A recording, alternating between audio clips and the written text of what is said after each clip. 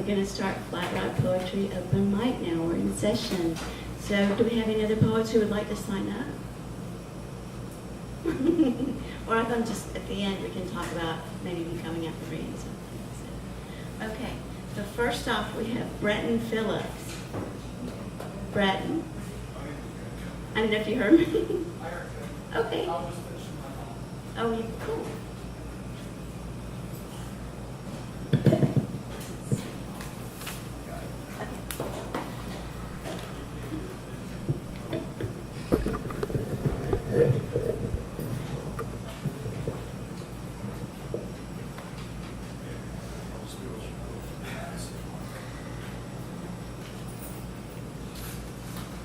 All right, this one is called Platter. Oh, well, isn't that a hoot? Turning heads completely around to boot, stringy, dripping, or dressed clean, as long as needed to make sure the tweeting bird is the scene. Ahead to the flock, a date egged salivating, you too can bill high at breakneck speed. Solitary hooting ahead, no emotion or logic desires.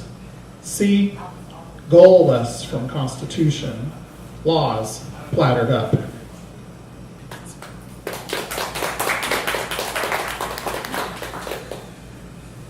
All right, this one's shorter. This one's called Humanity. Darkness dreams, the hurting not, beings as equals. Truce, Trump.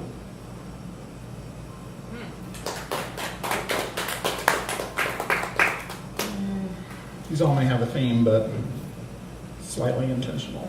Okay, this one is Matter, and I've read it once before, but not here, so read it again. The closer paintings merge in light, the more the museum comes to life.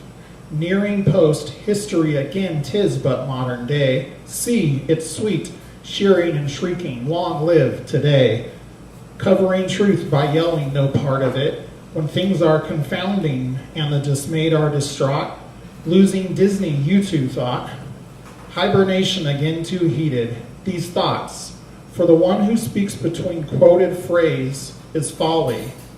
So be still, then publicly praised for making scenes. Matter, pray.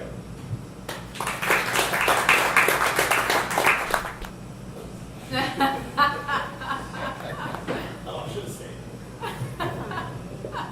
knew it does. You can tell.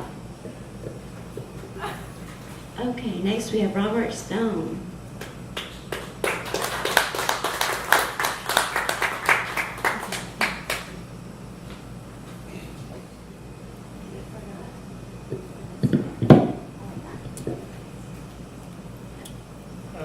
I've written 2 sonnets since last month when I was here.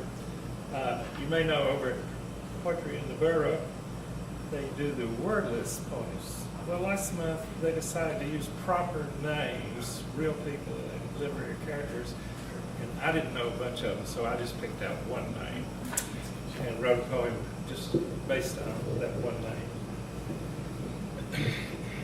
name.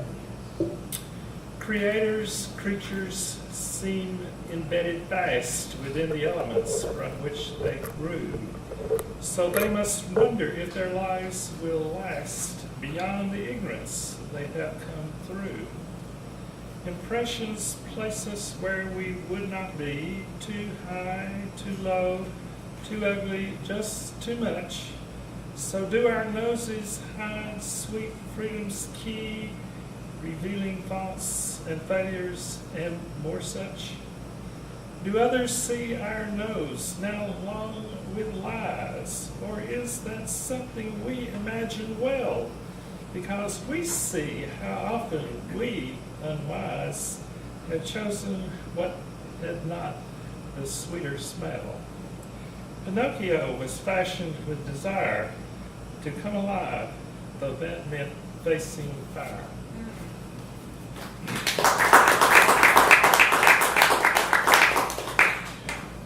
This other poem is a combination Mother's Day birthday poem.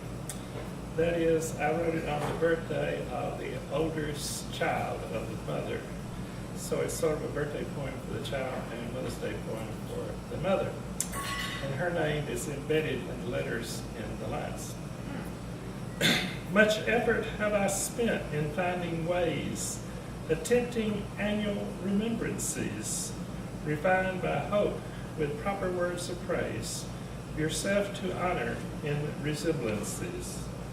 Expanding knowledge brings to each new joys, low pressure loading visions and details, intense with grist without distracting noise, secured with trust when weighed on friendship's scales. Extended silences my patience test, presuming what disasters might have struck, occluding all that common sense suggests, wondering when distress will come unstuck. Enjoying both sunrise walks and sunset hikes, location separates our loves from likes. Thank you.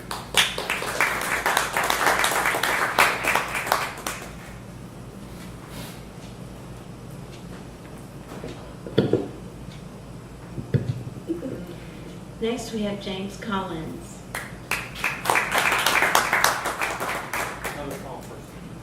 Oh, boy.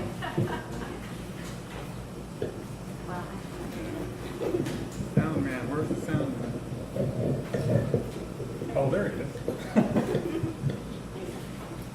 How's everybody doing? Well, if you're interested, let's see, what is it? June 29th, next Friday night, I'll be reading at Barnes & Noble at Lyrical Brew. Okay. Short one, long one, short one. This is real short. Called Become the Rose. Walking through this world, we occasionally see a rose bush. What we do next speaks loudly about who we are. Do we walk by, barely noticing the flowers, too busy with more important things? Do we pick a rose to brighten our dull life, then in a few days throw it in the trash? Do we stop and smell the fragrance, enjoy the moment or a memory? Or do we become the rose and give our fragrance freely to life?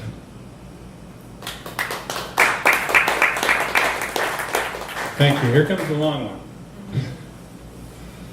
It's called Reading Life's Punctuation. I'm a little bit of a shaman, so it's, you'll notice that in this. Okay. I used to work for an advertising agency. That's basically where this came from. But anyway, okay. Pushing around nouns and verbs at work, I stare out my window at the bold asterisks of naked winter trees, their stiff language referencing another season passing me by. In the twisted twigs of quotation marks, I hear holy promises, not yet spoken, and the wind whispers gracefully about a freedom I'll never know. A soft, gleaming arrow shines through that same crowd of trees when dipped in the green ink of spring. During a sunlit exclamation point, I break for lunch where I see a gold light pour through the eye of a cloud. Leaving the sidewalk cafe, a scattering rush of pigeons lift into flight. In an epiphany, I catch what is written by feathers as I re-enter the cage of my office. Across the summer sky, as I leave for home, pages of a dazzling rainbow flutter, daring me to feel childish wonder again. Any essence of wild abandon is written by passing footsteps running to a lover on a rainy sidewalk, splashing through puddles of guilt without stopping for a selfish decaf may be as close to love as some souls get. Later, when their naked hips float in a pool of silk sheets, soft moans will whisper under a sliver of moon with clouds hanging on it. It's clear to me tonight that life is the language of God. Each soul is a writing tool, creating a story, fumbling with a lame alphabet and crude syllables. I still don't understand the grammar, grasp a part of speech I am, or the meaning my sentence adds to this brief paragraph of time. So I turned down my bed, tired of not hearing from my circle of angels. If they're trying to reach me, they must be riding on smoke. In the whimsical slang of my dreams, I wrestle wild words in the holy cage of forever, but I can't coax them into any autobiography where love is a theme that makes sense.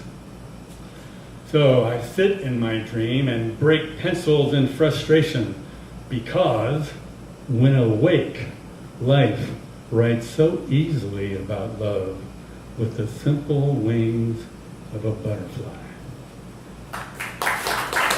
Thank you. That was awesome. You guys are doing great today. Thank you so much.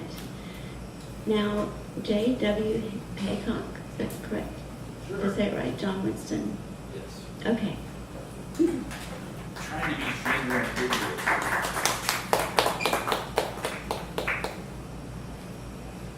That's all right.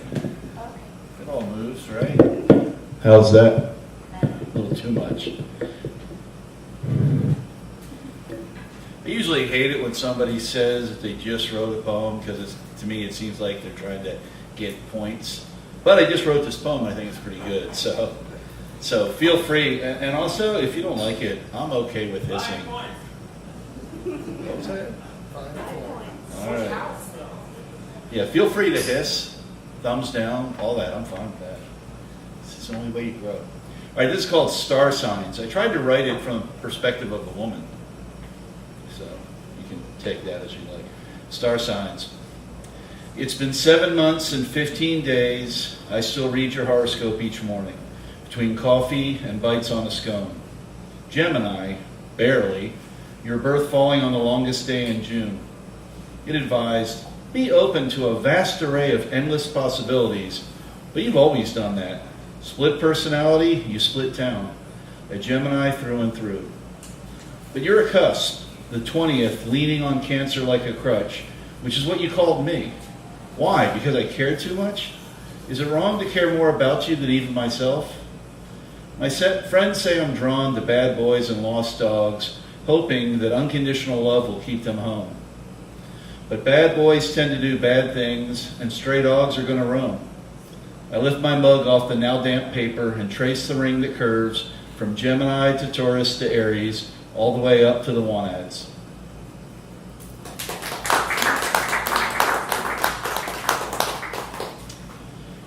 And this is, a lot of you know Sienna Rouse, and she wrote a poem called Cleave.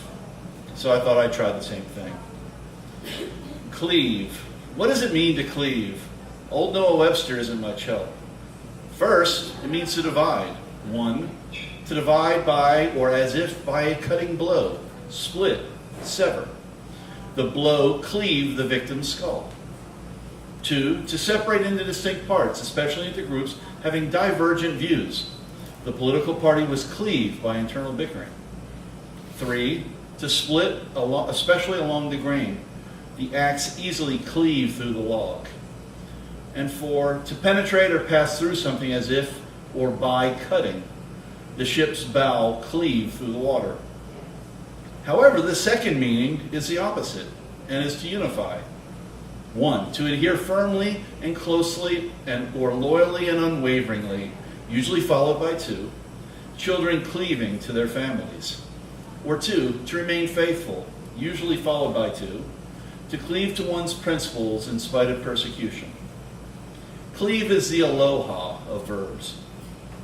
So in this time of division and callousness, of anger and rancor and rage, I say, cleave to your conscience, your spirit, your soul. Cleave to others who listen for the same call to arms. I also ask that we reach out to those who are different, even politically, in an effort to cleave ourselves together into a newer, better, more decent nation. But with one exception.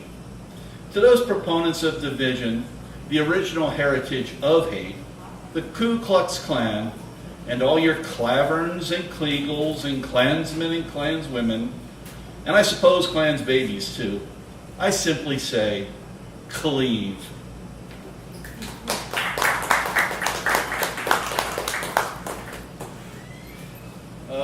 And then these two are weird. This one is allegorical, but no one ever gets it, so I hope someone will know what I'm talking about.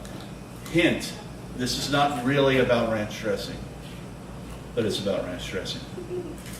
It's called Buttermilk and Mayo. Unlike today, when I was a kid, ranch dressing was exotic, almost secret. I mean, you had to go to Hidden Valley Ranch to get it, which is out in Southern California, right above Mexico. Although not many of my Latino friends use it on their salads. Or is it Hispanic? The ones who do, mainly Jorge and Marcus, put it on their wings when we go out after soccer practice. Or is it football? I always get mild, but Jorge prefers his extra hot Buffalo, where he lived as a kid. Me and Marcus are strictly blue cheese guys. Or is it blue? I later found out that buffalo wings weren't invented in upstate New York, and there isn't even a Happy Valley. It was an ad created by madmen for some mega corporation. Its spices are mainly black pepper and garlic, and soccer was played 1,000 years ago by Indians, or is it Native Americans, or indigenous peoples? What makes ranch taste so good on taco salads, or mozzarella sticks, or French fries, is that it's basically mayonnaise and buttermilk. Not that lame skim 2% or whole fat white milk stuff most of us have been drinking since we were babies. Nah. Ranch is made with sweet, off-white buttermilk that you never drink a glass of by itself. It's just too. But all mixed together, where you can't see the oil and mayo and dark specks of spice, the end result is delicious and pairs perfectly with spicy and bland food alike.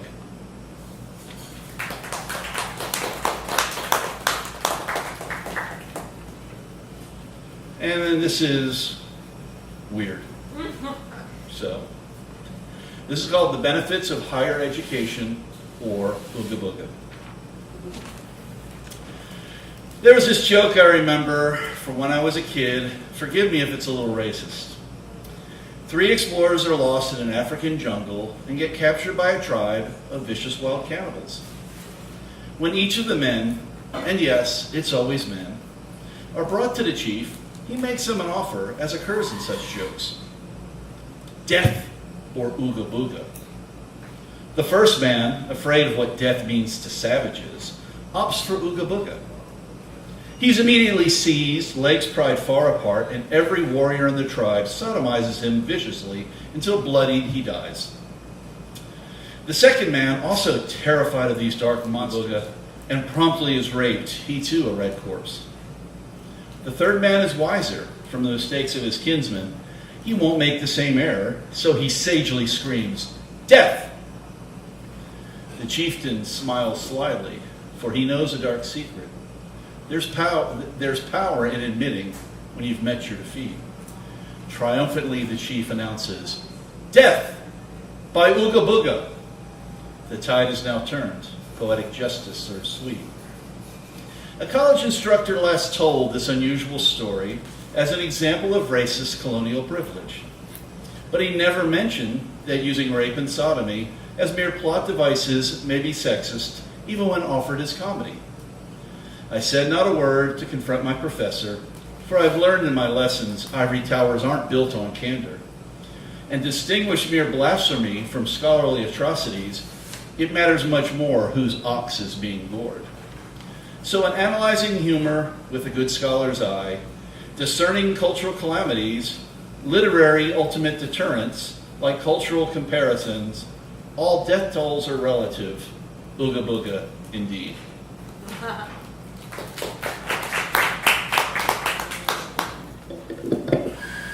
And now we have Joseph Powell.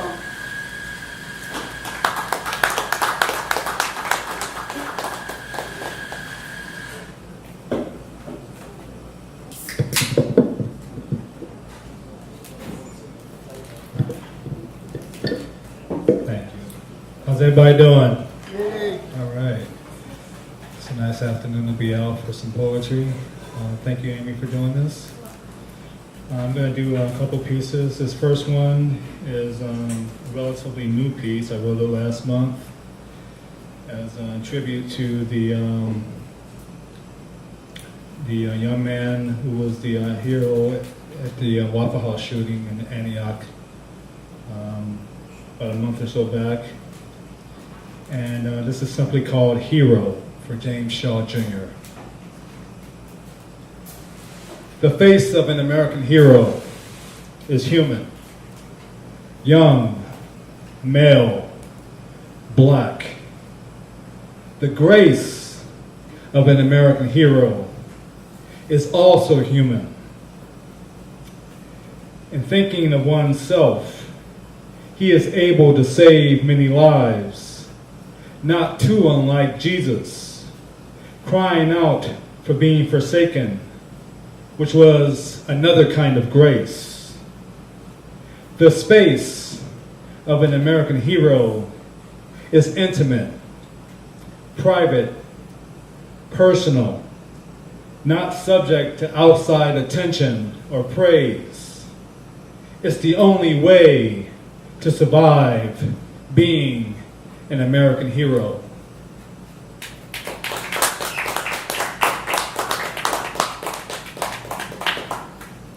And this next piece I wrote a few years ago. It was actually the title of the last book that I put out, and it's called The Writings on the Wall. The writing on the wall that I drove past down Barn Boulevard in Burbank read, "Do something good today." So I'm writing this poem for you. Not an abstract you, but the concrete you. The you I always write for. The you I have always written for. I am writing this on the wall of your heart. I am writing this on the wall of the city. A poem that can't be taken down or painted over. It will be etched in forever, written in love, dipped in my blood, my sweat, my tears, painted, carved in broad strokes, visible to every naked eye that is willing to see, willing to look. In fact, you will have to look because you will not be able to turn away or ignore. Truth is like that. Beauty is like that. I am writing this for you, not because you deserve it, not because I deserve it, but because it has to be done. Something good has to be done, because so much of what's being done today is not good, is not right, is not true, not real. Love is being commodified. The writing is on the wall. Children are being turned away at the borders. The writing is on the wall. People dictating who I can love. The writing is on the wall. The haves still dominating the have-nots, and the writing is on the wall. People making asses of themselves on national TV for millions of dollars, while those who are molding the minds of future generations aren't making enough to make ends meet. The writing is on the wall. I can't afford to take care of myself or the people I love because some insurance company gets to dictate how much I have to pay. The writing is on the wall. These are not the ramblings of a mad poet. These are the words of a poet who is mad, like you should be mad. The concrete you, and willing to do something about it. Something good, like I'm trying to do something good by writing this poem. Because voices need to be heard. Because truth needs to be made visible. Because there are still walls of the city that need to be written on with the blood, sweat, and tears of those who wish to do something good. I have written this for you, and now I am handing you the pen. Do something good today. Thank you. Thank you so much. Next we have Kara Reimer.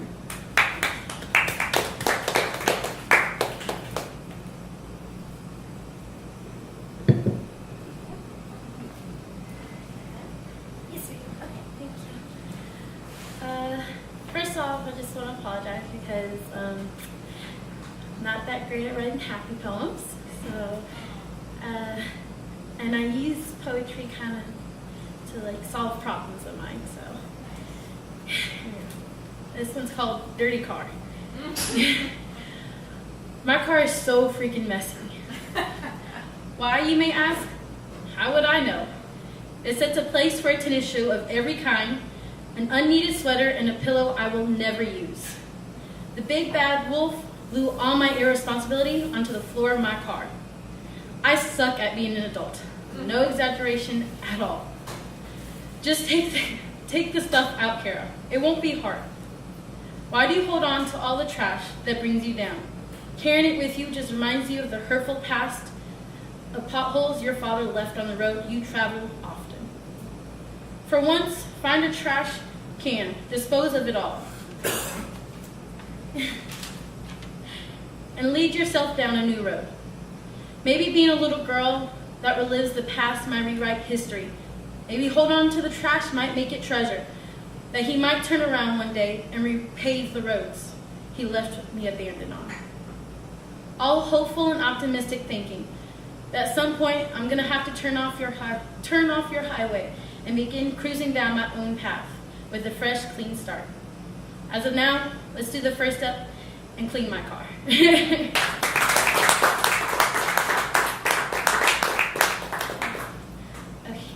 this one is called Sobriety. I lost myself today. The wreckage was too great to salvage anything. Being lost has kind of a comfort to it.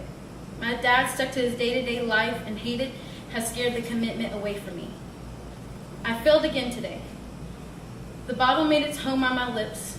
The magic tree softened my lungs with its smoke. It wasn't on purpose, or at least that's what I want to get away with saying. Everything became too clear and it terrified me. The problem is I developed a strong friendship with the voices in my head.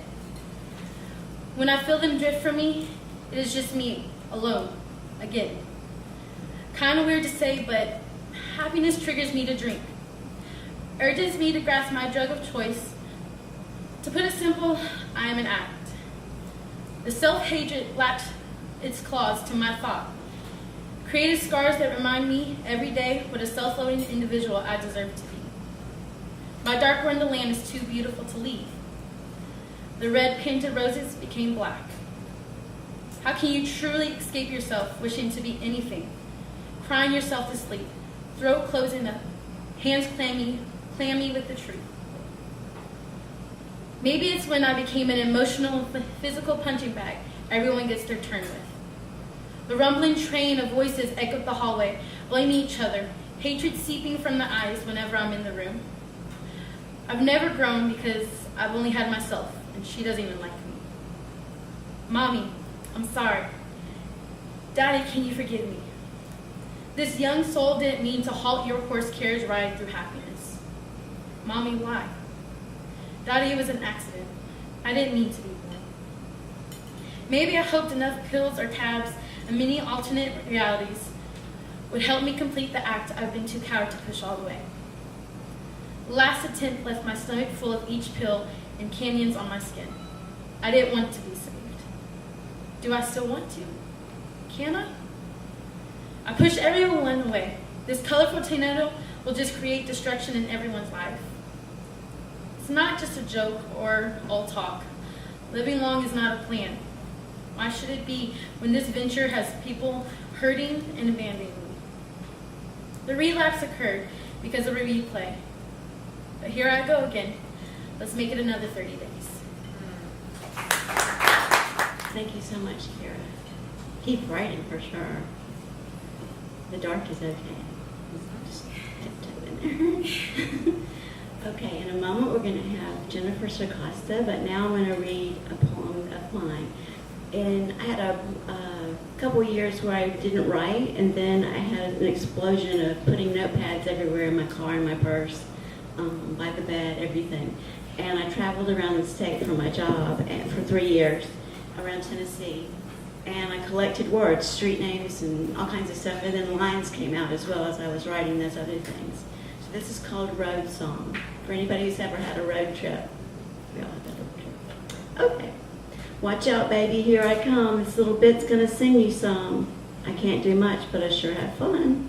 I'm on a slow track, but I'd rather take my time. I need to get over, baby. Give me some room. My signal's on. I'm looking for 31st at Orleans and Murphy.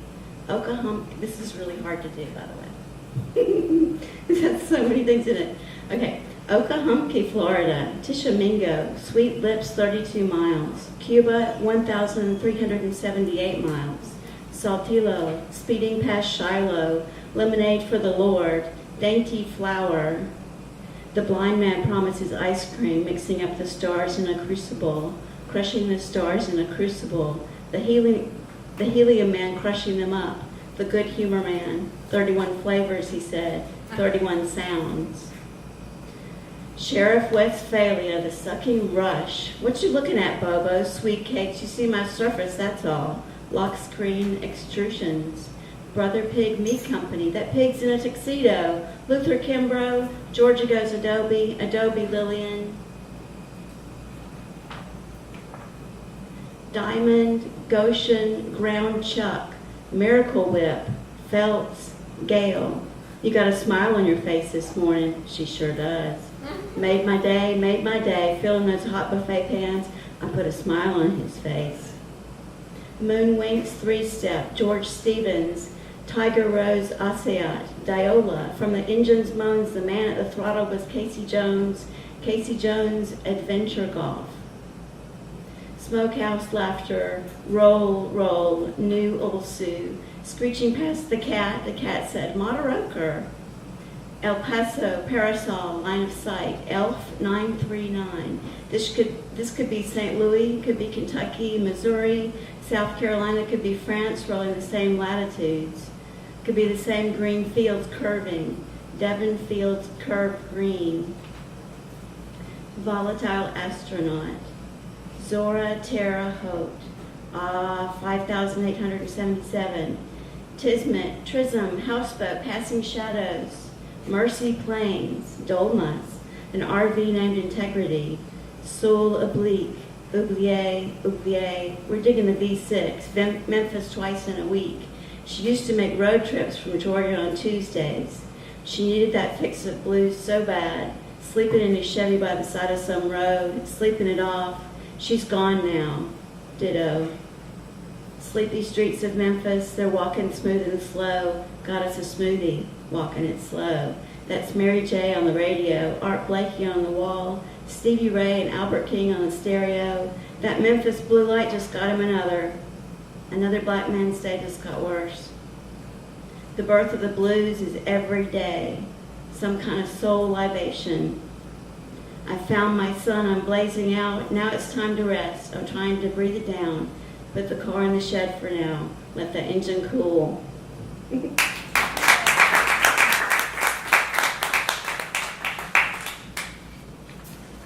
I'm so pleased with our feature poet today, Jennifer Sacosta. She's a beautiful, beautiful person. And let me read you her bio and you'll understand her. Jennifer speaks in truth with a heart full of compassion and passion about her life experiences.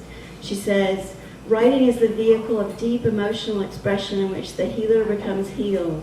Her intention is a transformational pursuit, to be a source of energy and light or enlightenment in the delicate reflections of heart while unearthing the elegant balance of humanity. Jennifer has degrees in theater arts and psychology, is a licensed spiritual healer, certified yoga instructor, and emotional wellness coach. She's the author of 2 books, and they're over there. One is 10 and one is 8. One is a child's book, and the other is about beauty. Be beautiful. And a monthly blog focused on spirituality and emotional wellness called Inner Beauty Notes. Her poetry and short stories have been published in magazines, online journals, and also part of collective artistic anthologies. Her work has also been featured on podcasts and radio shows in the U.S. and Europe. To learn more about Jennifer or read her work, please go to www.jennifersmusing.com. All right, take care. Time for Jennifer. That was a beautiful introduction. Thank you so much. So I don't know, these things never work out for me. I try, but they just don't work out. And then I'm so small, so they call me Tiny Poet. Yeah, that the mic winds up in my face all the time, so you never quite see me. Let's see. So a little comedy before we start.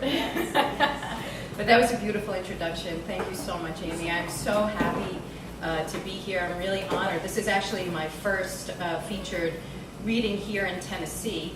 I just moved here recently, so I'm super excited. Part of the creative arts here in Nashville.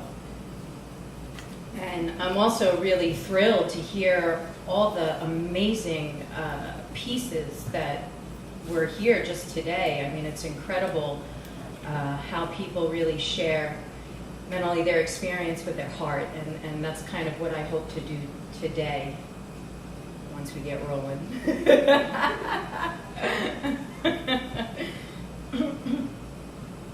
I actually had thought today, before coming here, I said, you know, what could I share? Still not really good at this. Okay, how's that? Just take the whole stick off and go Freddie Mercury. Yeah.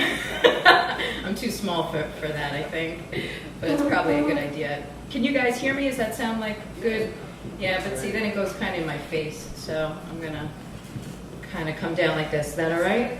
All right, that's cool. Thank you. So I was trying to decide what to share today, and I was going through all these poems, and right before I came, literally right before I came, was the last poem I printed, and I said, oh my God, I am going to share my love story. So all of these poems that I'm going to share are true poems. They are the actual communication and vulnerability of my heart in expression with my experience with the man that I loved but lost. Yeah, it's a little sad, but still, it's part of the love story. So the heart has both light and dark, and has both silence and sound. So you'll get a full spectrum of that today. Okay.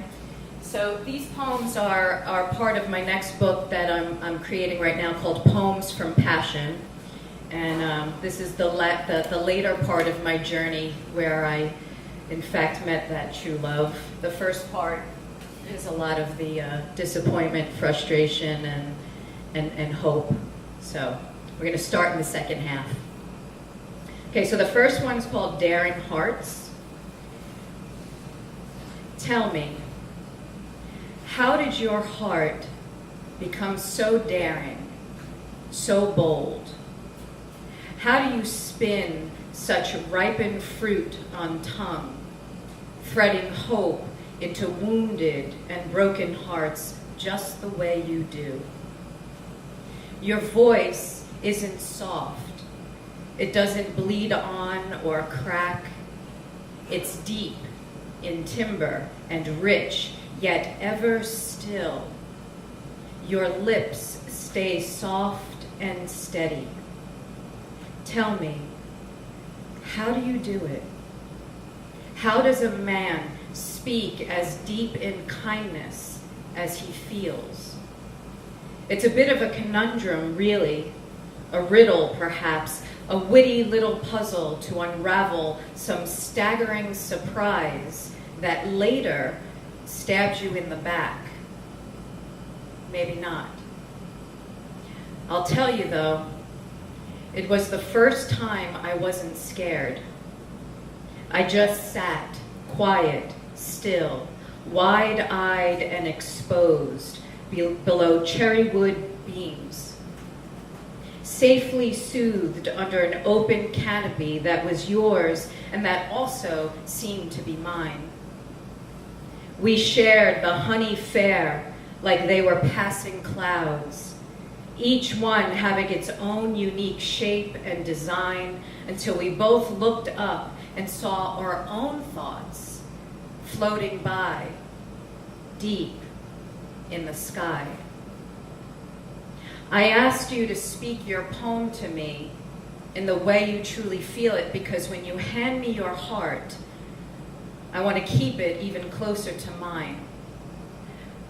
I want to know the strength and rhythm deep inside your being, the one that moves you, that grooves you, that has you rich and wild on that jazzy beat and tone underneath my skin, thumping on the brass bell in July.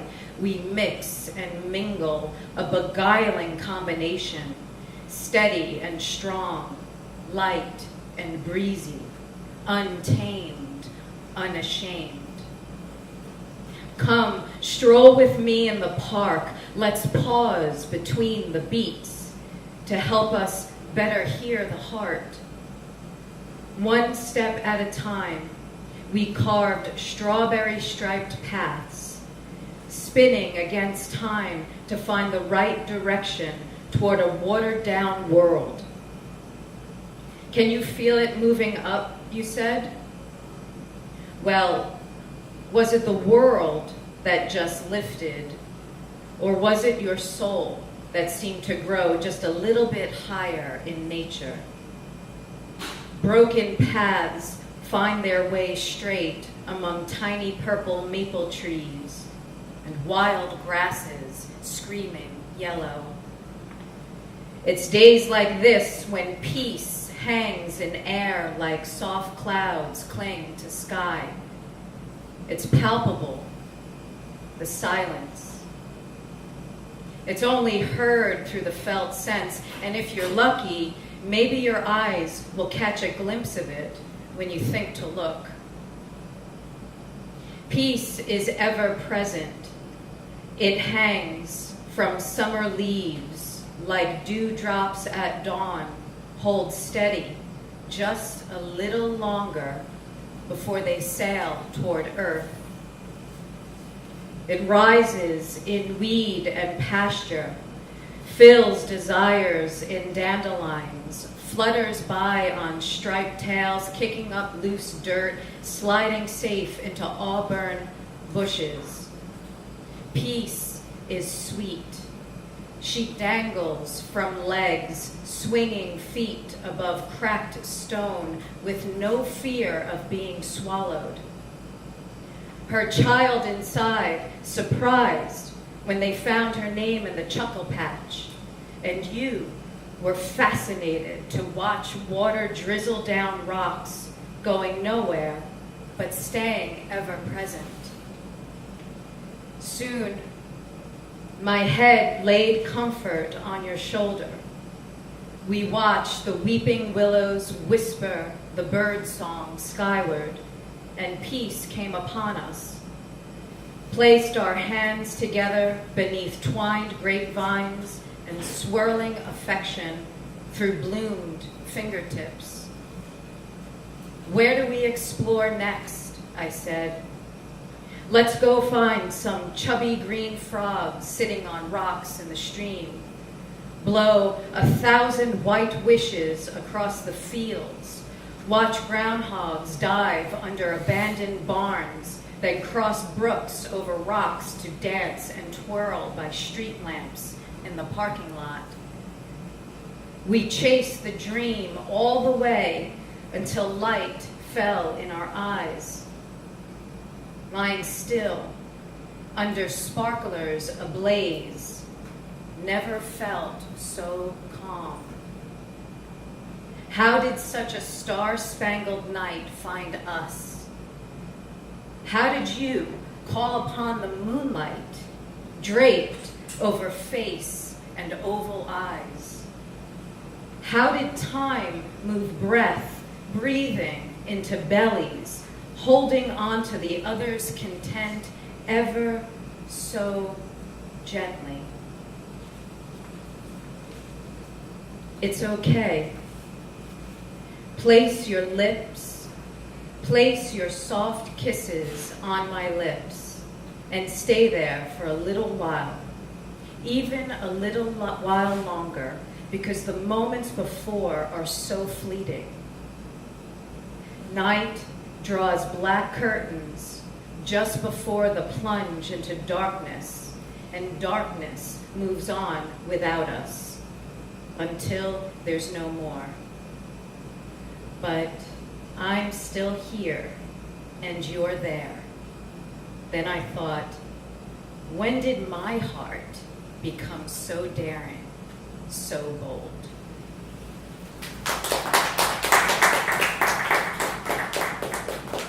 Thank you. Can this move down a little bit?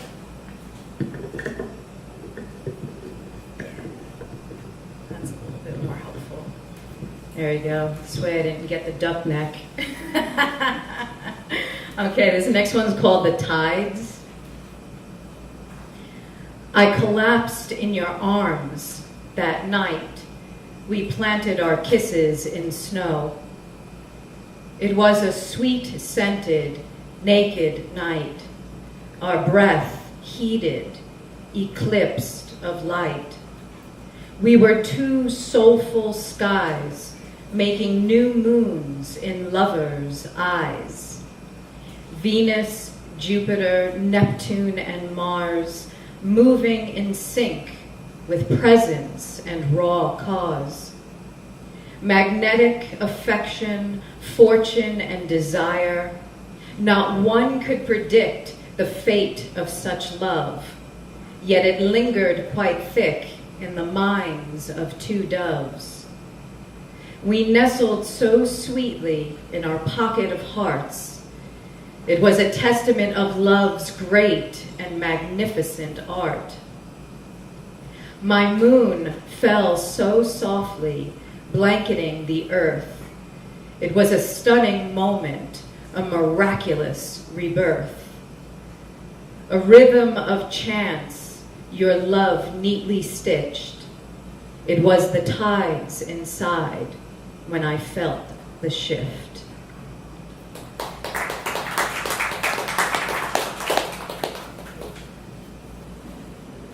Okay.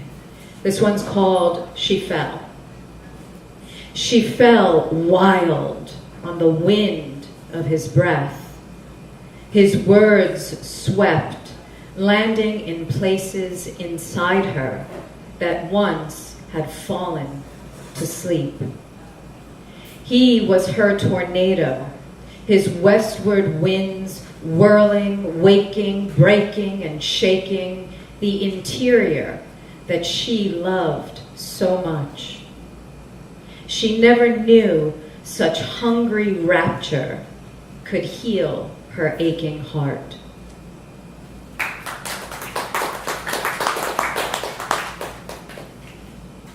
We're getting steamy now. The steam begins. All right, this one's called With Every Heartbeat. It's not just my shoulders your heart thrusts upon, yearns to touch just the tips of my love. Your heart is brave, patient, and kind. It beats with calm and steady fervor, leaps and lunges, pounds across defenseless space, if only to plant just a little fruit with each sound, each moment, each burst of love, filling my own heart, my senses with the same calm, steady strength that is yours. With just a sound, you assure me an undeniable declaration that fills and draws me closer and closer to every breath and every beat, every breath and every beat, every breath and every beat.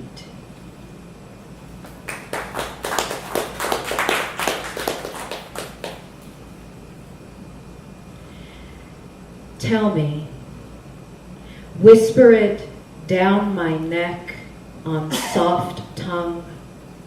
Say it with your eyes in silence, but that I could feel your words spun through fingertips, sliding over shape my contours and curves.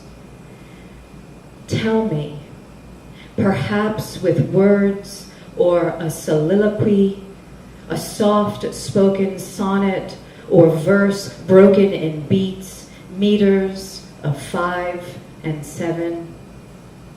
Teach me of God and creation. Tell me everything that I could feel you done inside me.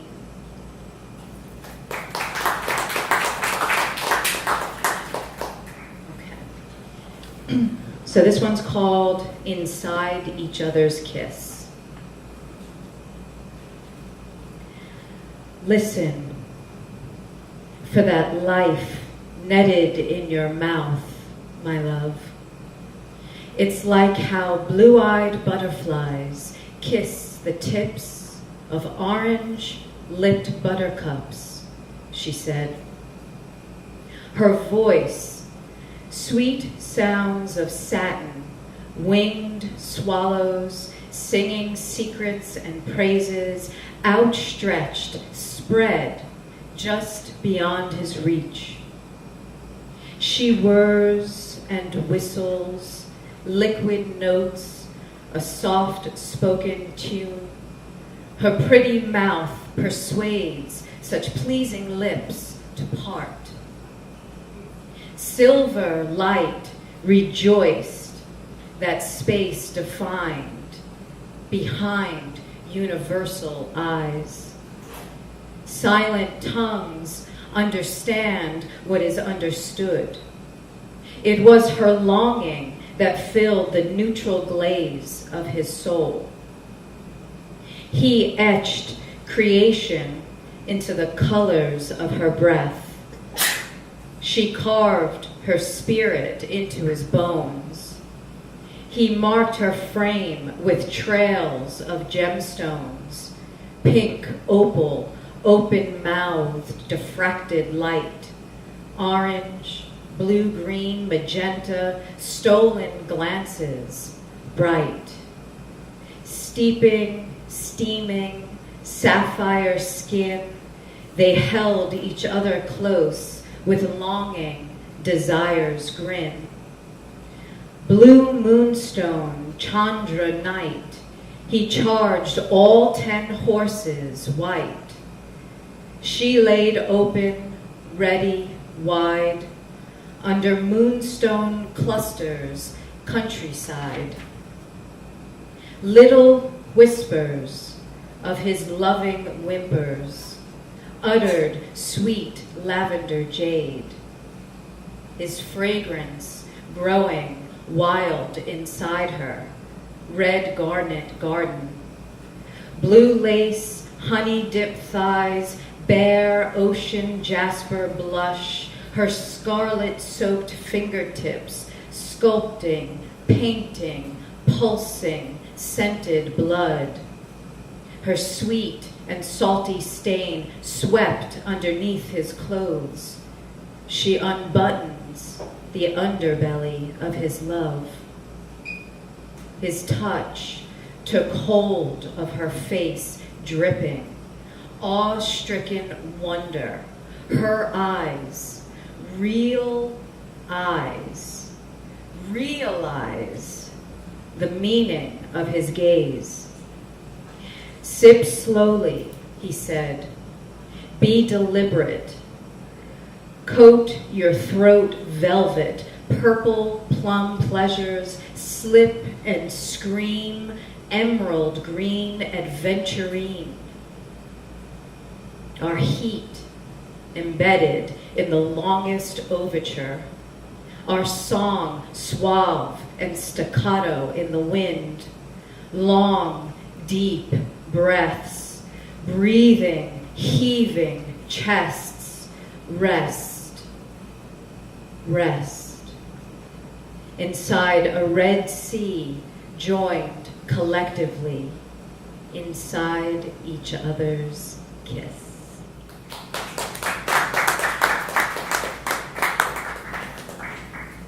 Thank you. Okay. So this next one is called Lean Back. So we're getting in the heart of things here. So have a little napkin ready. A little fan. All right. Come sit with me into open-mouthed womb, pearl shell, peached porcelain glow. Wash tepid calm down body bare, lavender scent soft, softness, your touch wrapped around palms placed over my belly, hearts beating, beating, inside life, beating, against chest, beating, beating hearts, rest. Rest your eyes, my love. Let me lullaby you, my love. Whisper unseen dreams to you, my love. My sun and moon, your earth and you, all of you, all that is you, all that of the great and wonderful. The heavens collide and merge, vibrating and real in love, my love, our love. Lean back, my love, into love, my love. Sex and love and sweetness in the air. Sweet, sweet, sweet breath. Breathing, breathing, breathing.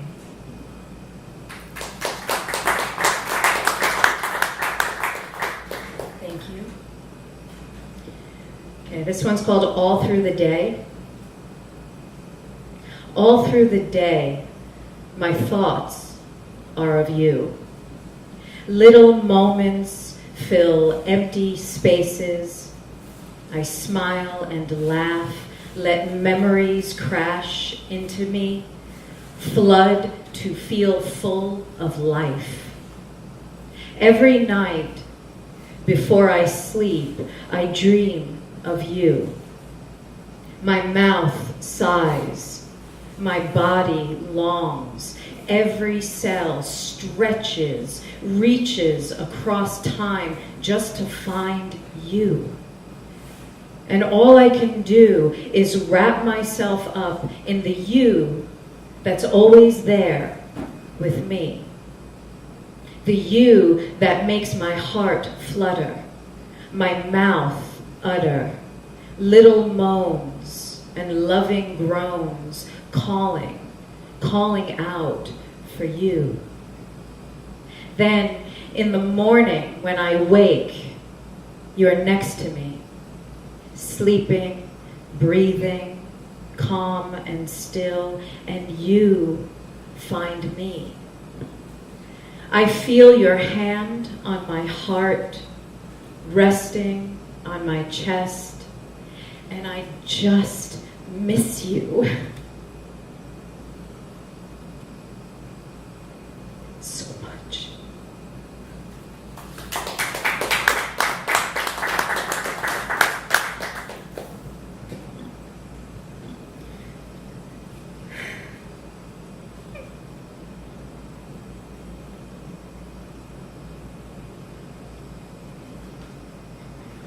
Yeah, I told you I was going to show you my heart. So, nothing to fear, right?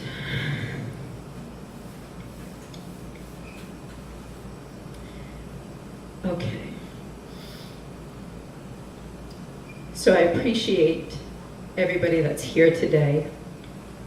And I appreciate your willingness to be open to somebody else's heart that's open. And I appreciate all of your expression in the depths that you share it, because it's all beautiful, all of it. So this next one is called I'm Hungry. Okay.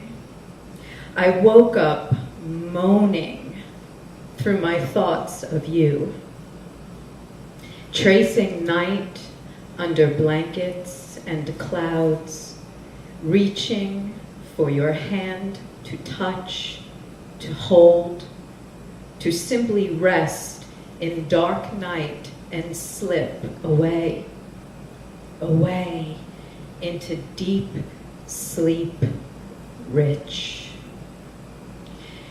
Your presence, present, clutching my long purple pillow, the one I sleep with every night.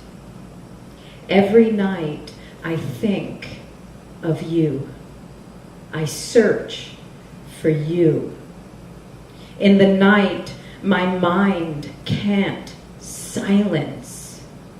Retention presses, pushing pressures against sensation and sound. I'm not even awake. Unconscious, I seek you. Conscious, I look for you. My eyes, my mouth, my lips, my tongue, in unison, whisper, whisper, whisper.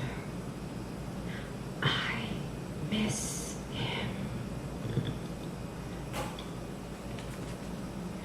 Only God himself hears such rustling ache in those languished hours past midnight. And you show up on the scent of my hands, your seed spilled, drawn across my chest. In the middle of night, life is drained, vacant, lost in faintness, reaching across time to love only shadows. And you show up with peanut butter on your fingertips. In the middle of night, you are here, just as hungry.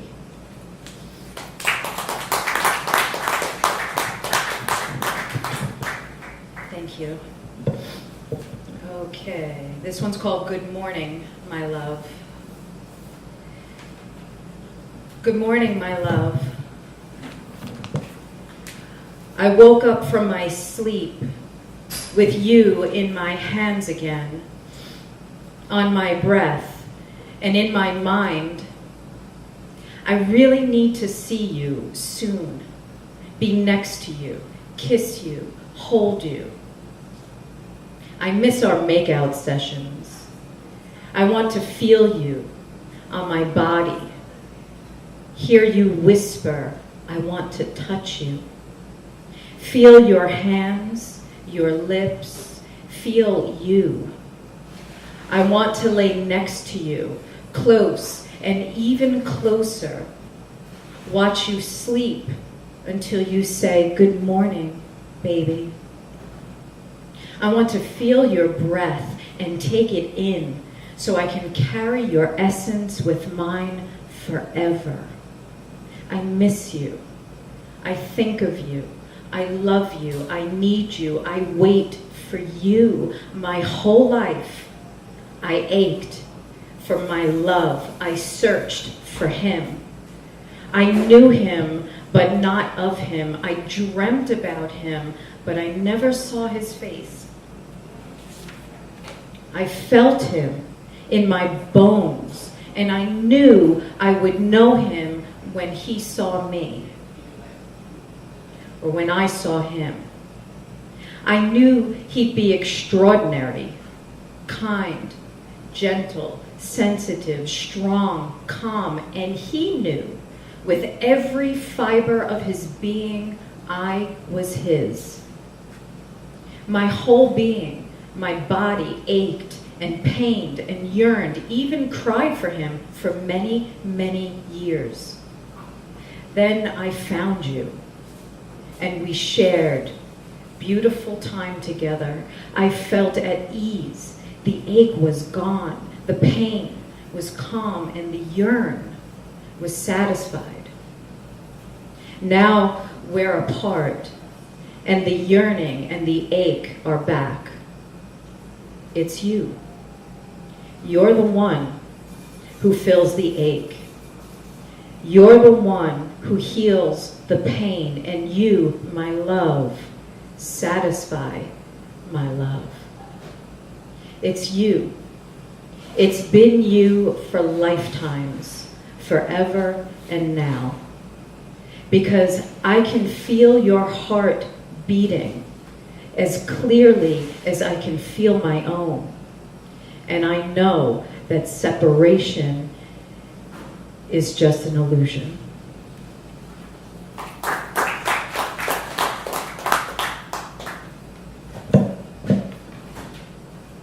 This is called Thanksgiving.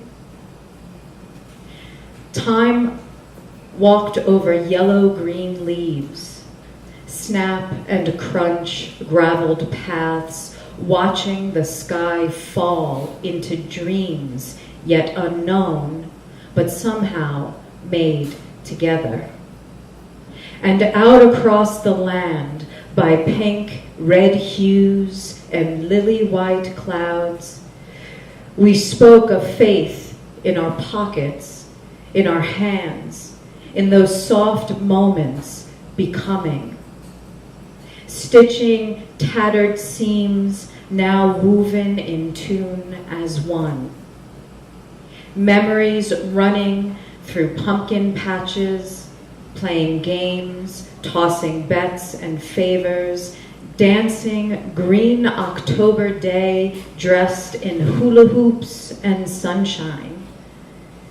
We celebrated life, love, and each other. Running, sitting, eating, passing the days turned months, looking over rivers, rhymes, and reflections in ripples, carving our names in stained wood on paths, spoken through quiet trees, whispering, wishes on fingertips, holding on to hands and heartbeats, with so much appreciation and value in touch, togetherness, and time. I am so very thankful for you, my love, all that you are in every way.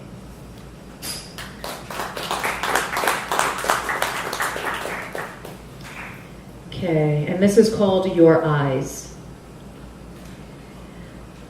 I've never been so bare-souled, raw, vulnerable to a man's scent, to his words breathless inside eyes that say everything. You tease out those parts, the best parts, once stolen through time, and I hold on just a little longer to your gaze, to your lips, to your hand, to your heart in my chest, flushed and fleshed on pink skin. I am healed. What it takes to hold anguish in soft hands is immeasurable.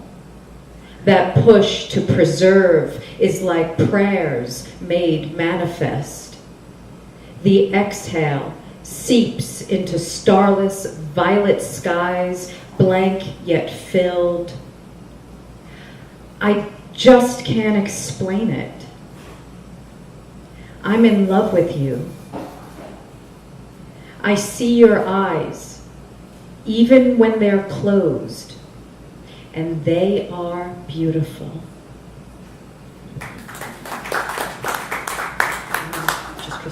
Okay. So thank you very much. I appreciate all of your attention. I was actually, I'm here filling in for Christine Hall, actually. So I wanted to just honor her and read one of her poems so that her presence can still be here as well. So I just got to get it on my phone real quick. Okay, so this is for Christine Hall, and this is on her Instagram account, Studio 66 Nashville. All right, so Christine Hall. Here, I will stab you with my cotton candy paper stick. Then we will both get what we want. You want me to look like a fool in love, and I want to stab you for ignoring my sweetness. Thank you, Christine Hall. Thank you, Amy. Thank you, everybody.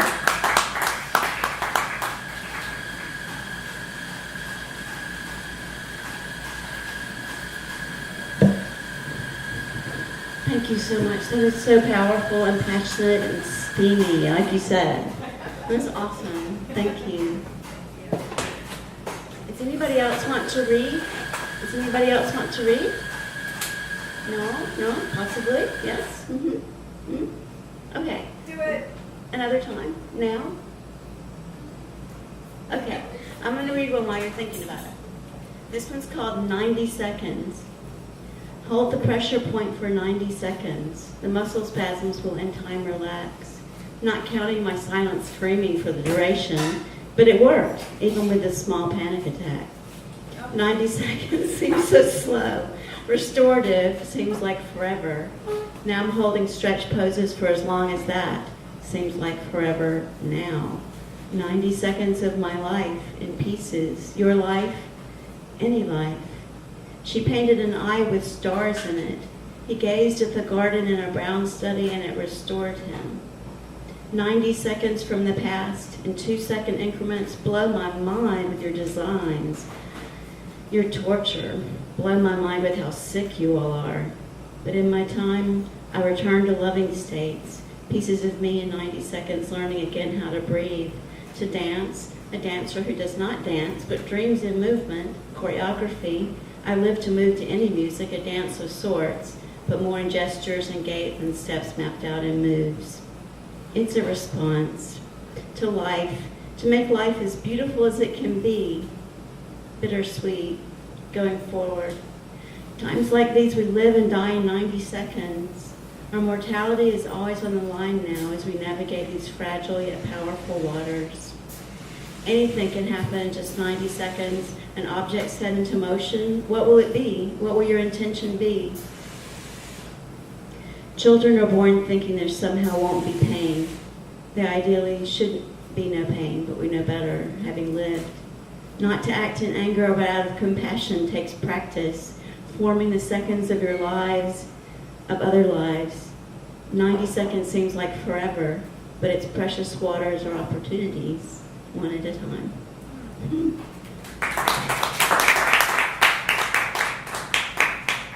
And now we have a little music, unless anybody wants to read. I'm looking at you. No? Okay. Okay, cool. We're going to have some music from Michael Humber. Is that correct? Wonderful. Thank you.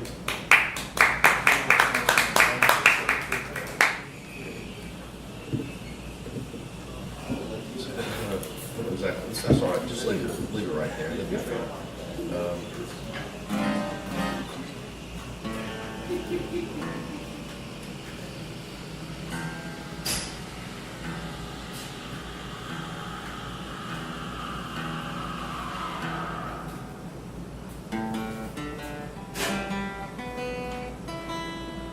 That's close enough. Okay. So, I was a poet for a little while before I became a songwriter. I don't know that I was that great, but I'm a better songwriter than a poet. It's close. This is called The Door.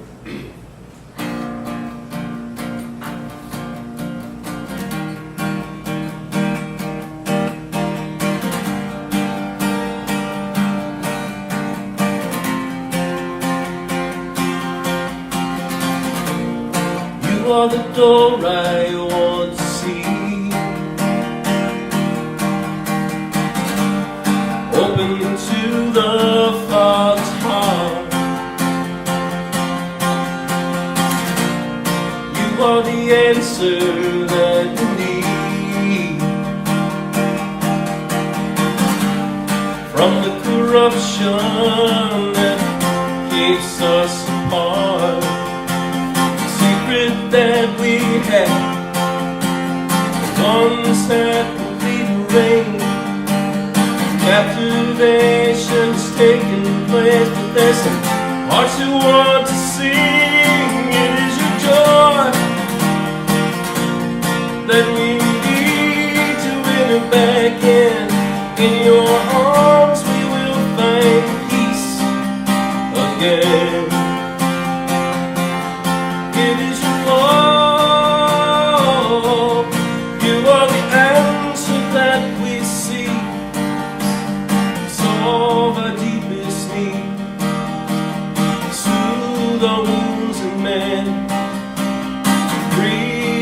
Back to life, come renew us again. Come renew us again.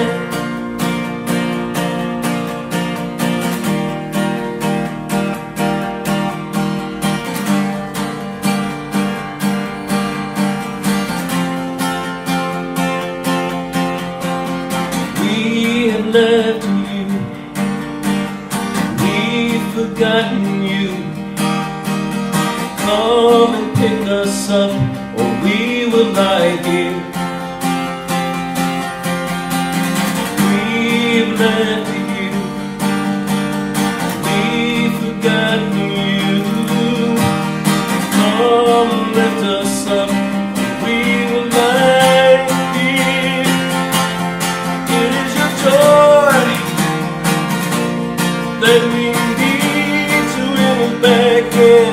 In your arms we will find peace again. It is your hope. You are the answer that we seek. Solve our deepest need. Soothe our wounds and mend. Breathe us back to life. Come and do us again. Come renew us again.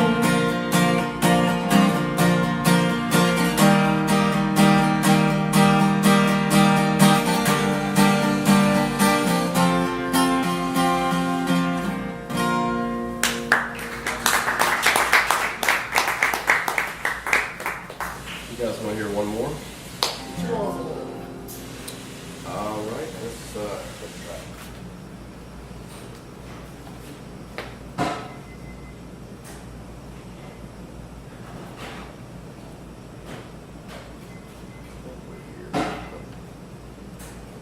This is called Microchip.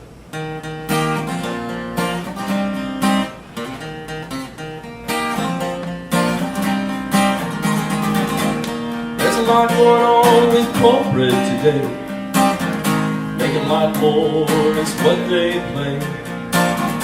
Rhetoric graphs, surveys and charts put us all in a couple of big pots. The little man won't think they say. Originality suffers more every day. If the music starts to sound the same, don't tell me boring is the name of the game.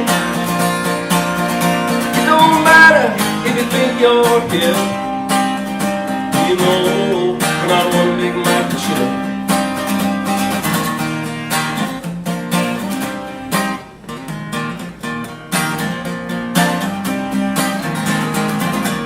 What about Einstein, Pascal, and a lot?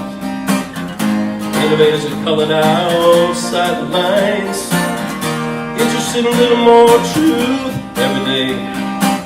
Not just the money, but along the way. See, love's the answer, not a little more greed. When we think about what humanity needs, with charity, the sky's the limit on. We can make things better for everyone. Don't matter if you think you're hip. You know, we're not one big microchip. Demographics and education, and where we live and where we breathe, doesn't determine our imagination. It's not all about 1, 2, 3. It don't matter if you think you're hip. You know, we're not one big microchip. It don't matter if you think you're hip.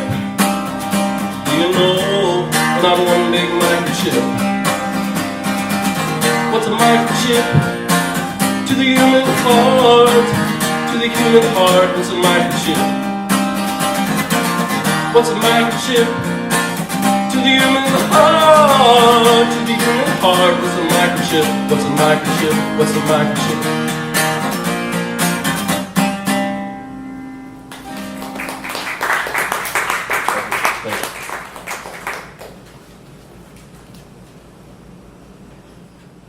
Okay, if nobody else wants it, I'm going to do another poem. Okay. Now, hopefully this is okay. This was in the Nashville Arts Magazine. I don't know if anybody else saw it. It's by a high school student called Patriciana Rogers, and she's at Overton High School. So hopefully it's okay that I read this. I just think it's so amazing. What's truth? See, I ain't never been the type to question things, but lately my mind has been weeding out these discrepancies. And one question that comes to mind is, what's truth? What's truth when I see the new hotel being built, but we can't house the homeless? What's truth when America wastes millions of pounds of food, but we can't feed the hungry? What's truth when it's easier to buy drugs than fresh food in some of our communities? And what's truth when I don't feel safe in my school anymore, and every time I hear a fire alarm, I'm running to the door?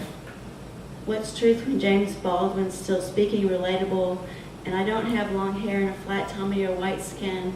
I'm deemed incompatible with America's definition of beauty, and I've heard of this thing called the American dream.